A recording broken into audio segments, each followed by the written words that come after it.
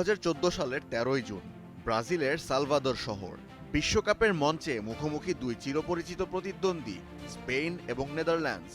একদিকে defending champion, অন্যদিকে 4 বছর আগের ফাইনালে স্বপ্নভাঙ্গা এক দল।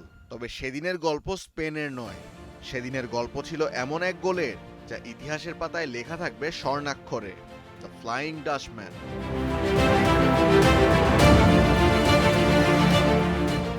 ম্যাচের শুরুটা অবশ্য ছিল স্পেনের নিয়ন্ত্রণে।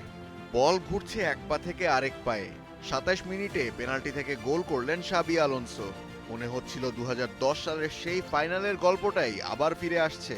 কিন্তু ইতিহাস কখনো কখনো অপেক্ষা করে মাত্র একটা মুহূর্তের জন্য। ম্যাচের 44 মিনিটে মাঝ মাঠে বল পেলেন ডেলি ব্লাইন্ড। AKS অর্জন করলো গিনেস ওয়ার্ল্ড রেকর্ডস।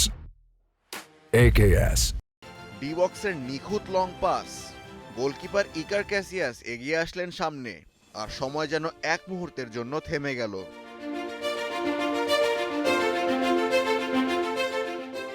দৌড়, লাফ এবং তারপর একজন ফুটবলার নয়, আকাশে ভেসে উঠলেন এক উড়ন্ত মানুষ।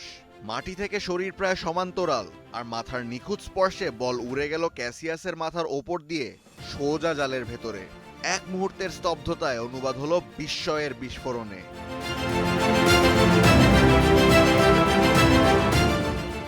ফুটবল বিশ্ব নেদারল্যান্ডসের ভন পার্সিকে ডাকতে শুরু করলো নতুন নামে, দ্য ফ্লাইং ডাচম্যান।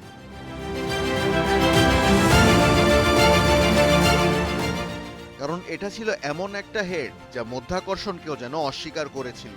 সেই গোল শুধু সমতাই ফেরায়নি, ভেঙে দিয়েছিল স্পেনের আত্মবিশ্বাসও। দ্বিতীয়ার্ধে ডাচদের ঝড় বয়ে গেল মাঠে। গোল করলেন আরিয়েন রবেন, স্টিফেন দে ফ্রাই, আর ক্যাসিয়াসের ভুলে নিজের দ্বিতীয় গোল করলেন ভ্যান পার্সি। শেষ আঘাতটিও এলো রবেনের পা থেকে। 4 বছর আগের বিশ্বকাপ ফাইনালের ক্ষত মুছে গেল এক ঐতিহাসিক জয়ে। Ashfaqul Mushfiq, T Sports.